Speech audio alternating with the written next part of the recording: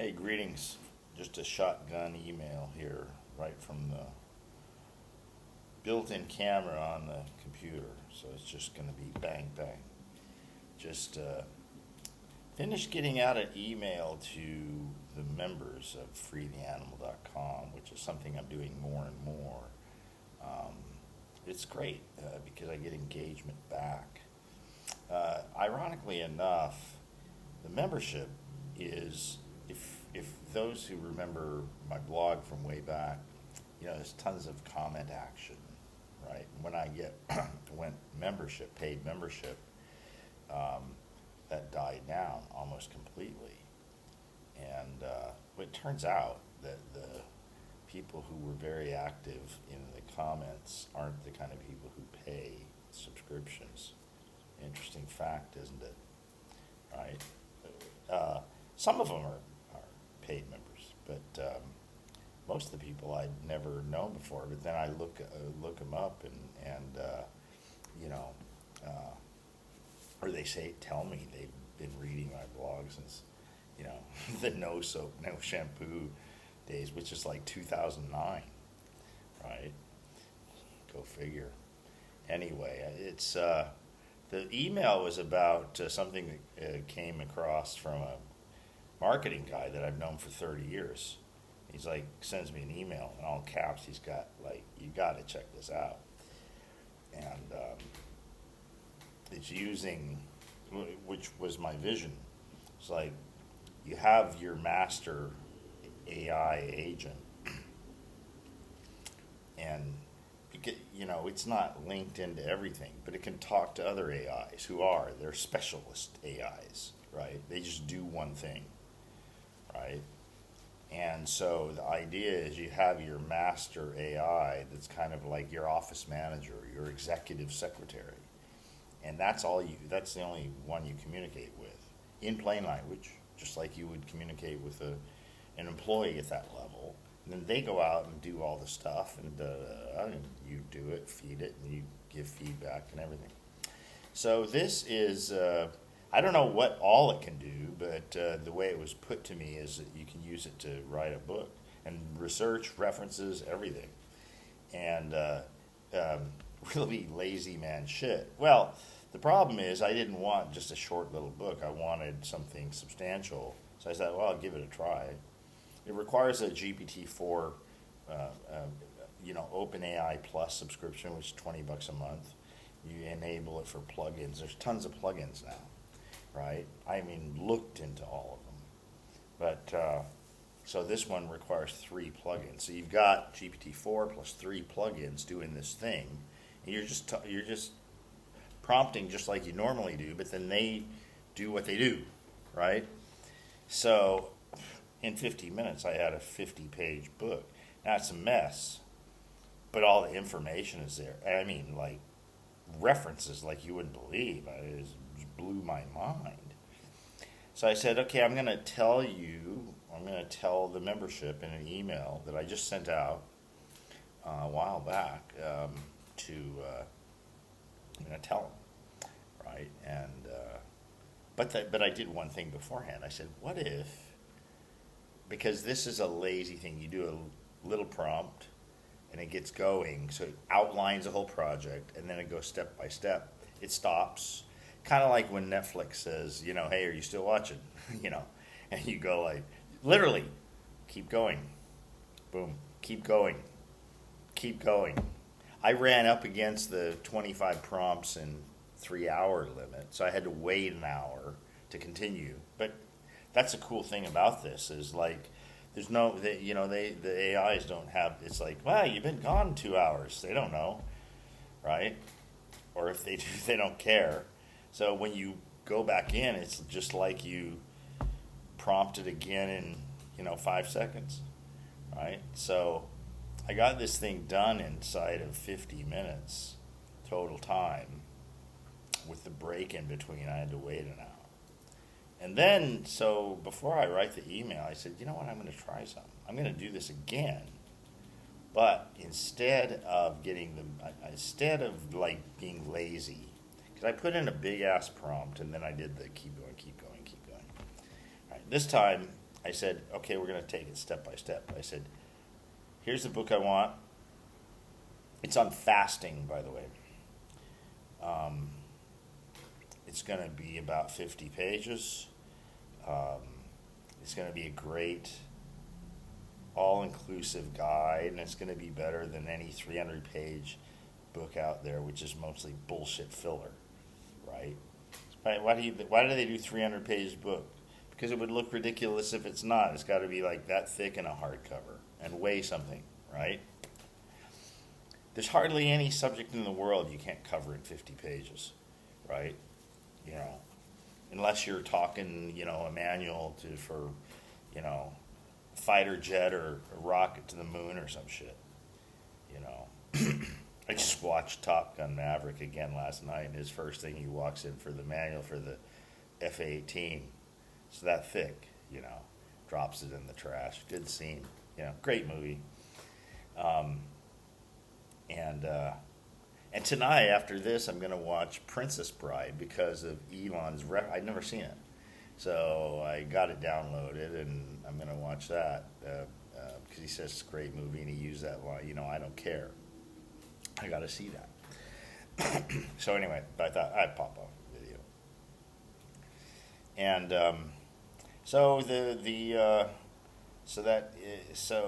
I went in and I just said, okay, step by step, do the outline, chapter outline. So it gave me like 8 chapters, an intro, 8 chapters with subsections, perfect logical flow, including historical stuff, religious stuff for fasting and everything, and then a conclusion and an appendix section for other references, right? And then we went chapter by chapter, and with references. And I'm talking PubMed scientific references for everything, right? But here's the thing, I still have, so I popped it into a Google Doc, comes out to about 28 pages, which if I take out the prompting and some of the extraneous stuff, I'm going to have 25 pages, which is half my target of 50 pages. But I've got the dirty ass thing, which is 50 pages, from yesterday, which is very heavy on the religious stuff, right? So I'm going to edit side by side and take out the nuggets, add some of my own stuff. And I'm going to have a great book in just a few days. It's crazy, right? Now, how many people, I put this out in Sunday Scribbles, how many people said, oh, I got to get on that email? One, right? But I've saved the email. It's about that long, has 3 links, tells you everything you need to know, how to do it both ways, and it actually has links to my exact work on ChatGPT. You can see exactly my prompts and the AI's response. Boom, right like that. Transparency, right? Not fooling anybody. Hey, this book was ghost written by ChatGPT-4. I have no problem with that, right? Because I didn't just go, blah, write me a book, you know, throw it in and slap a cover on it and put it out there. No. So, you know, I go through it meticulously. It will be good, right? But the thing is, it saved me all the shit I hate, which is organizing it and formatting. The formatting is great. It's literally copy and paste into Google. Headings, proper headings, all that, indentations, everything that I hate doing, right? And then I just write a section here and there, right? Like there was a couple things throughout where I said, look, I'll write that one, right? But anyway, so I guided it through and got a perfectly clean book. Really, I could almost just pop it in and publish it. But I wouldn't do that because it's like not curated. It's got to be curated, and it will be, right? Anyway, so if you still want that, you know, any membership, and I'll send that email out. How the book is going to work is this, is that it's going to be $30. You know, a lot of guys do these, you know, 30, 40, 50 page ebooks, and they sell them for 30, 40, 50 bucks, you know, sometimes even more. I've seen them for $100. Go to Gumroad, a lot of them, right? So any member gets it, for free, or if you sign up, lifetime or annual. As soon as you sign up, you get a code for the book. This will be in a couple weeks. It'll come out. And then, but for monthly, I've lowered the price for monthly from $12 to $10 because it makes more sense. What's membership? $10 a month, $100 a year, $500 a lifetime. Rolls off the tongue. Can say it in the elevator. So so for the monthly, you got to prepay 2 months. So you get a code, and instead of getting charged $10, you're going to get charged $20. But your next billing won't be for 60 days. So, but then as soon as that's done, boom, you get the code. You can cancel, so you get the book for a $10 discount. But it's going to be a good book. All right, up to you. All right. So anyway, what else do I want to say? I was thinking about doing I'm going to do another. I love these short takes. So I think that's going to be good for membership because a lot of feedback I got from members is that, we do like the long stuff, but we miss kind of like your short boom where you really just dive in and kill a topic, in 500 to 1,000 words. But here's the thing, 100% of short takes are member-only posts. In fact, I created a new category, so I don't even categorize it, whether it's politics or diet or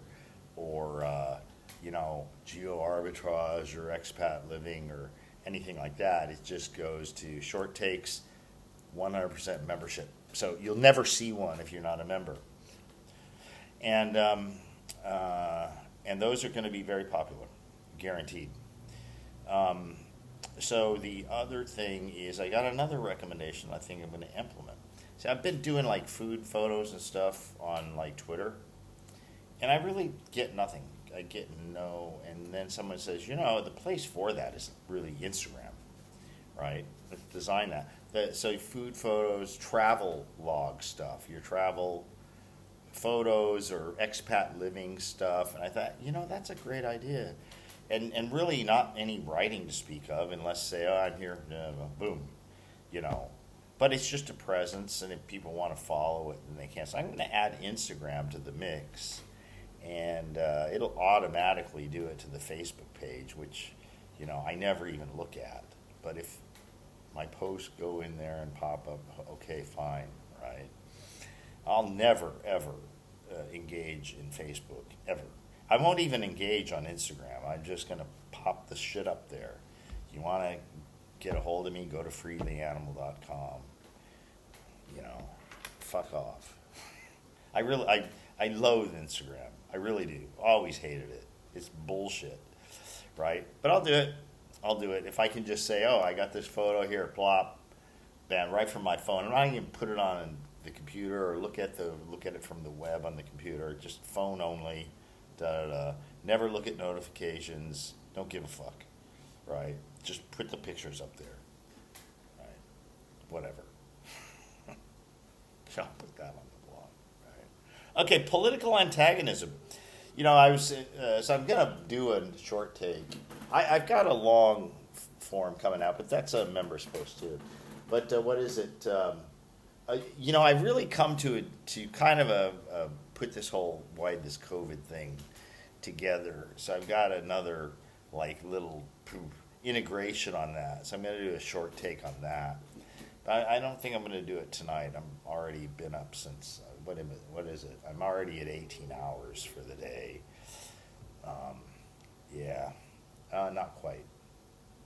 17 hours and 15 minutes on the day so far. So, sitting right here, except when I get up. So, I'm thinking with this latest thing, I did the short take on the Donald's millionth indictment, whatever the fuck. And it's like, at a point, they've been trying to get him since 2016, right? And of course, they want to get him so that he can't be the nominee. Because once he's the nominee, then it really gets into obvious territory that basically the federal government doesn't have free and fair elections, just like any banana republic. I mean, America, the banana republic, really. It is already. It is already. I can tell you that it worries expats, whereas they used to snicker or stuff, you know, and you'd be surprised. I like to say, man, every Western European who's a Trump fan is an expat here in Thailand. It's fucking true. The most of the Euros, Western Euros with brains that are expats, are expats. Right? No, go figure. Put two and two together. Anyway, but now they're worried because, you know, for all its faults, America was out there. It showed what it could do in both World War I and World War II. So it's kind of, and then of course the whole Cold War, to the tune of trillions of dollars from the U.S. to protect Western Europe against Soviet expansion west. Right, they're worried, honestly, but at the same time, it's a laughingstock. It's a laughingstock now. Imagine that we're a laughingstock, right? It's getting to where they have more respect for China just because, in spite of China's totalitarianism, they're still conservative. They're culturally conservative. They know what a man is. They know what a woman is. They know what a boy is and a girl is. For fuck's sakes. Right. But the thing about it is, though, H.L. Mencken said a long time ago, the whole aim of practical politics is keeping the populace alarmed, right? But that was from a political spectrum. We didn't have fascism like we do now, right? Where it's really the corporations who control everything, right? So you have to wonder now if the continual crisis and everything is not at the behest of corporations, because you don't care what the deal is, and in fact, it serves the corporate bottom line to be on this woke bandwagon that they're on, because it riles people up. And it's like they always said. I know I keep jumping around here, but a stockbroker, an old-fashioned stockbroker, before you had even online brokerages, right? Online brokerages make money whether you win or lose. They charge a fee, right? So you do a trade, you pay a fee. If you win, it's the same fee. If you lose, it's the same fee, right? So it doesn't matter Fox News or CNN. It's just selling eyeballs, right? So the more riled up everybody can get, so they tune in and see what the latest news is, right? It's eyeballs, and advertisers want eyeballs, and they're willing to pay for eyeballs, eyeball time, and ear and eyeball time. Right, so it doesn't really matter because they have no moral compass whatsoever. Whatever the bottom line is for the quarterly report and the stock price and the shareholders, and shame on shareholders, right? You know what? It would be fun to be God for an hour and tank every single company that's like that down to zero, right? And the corporations, it's not really for the corporations. It's mom and pop who do the investments in them. They made money, right? Yeah, but they're fucking scum. Now you've got nothing. Wouldn't that be funny? On that note, I'll just stop right there.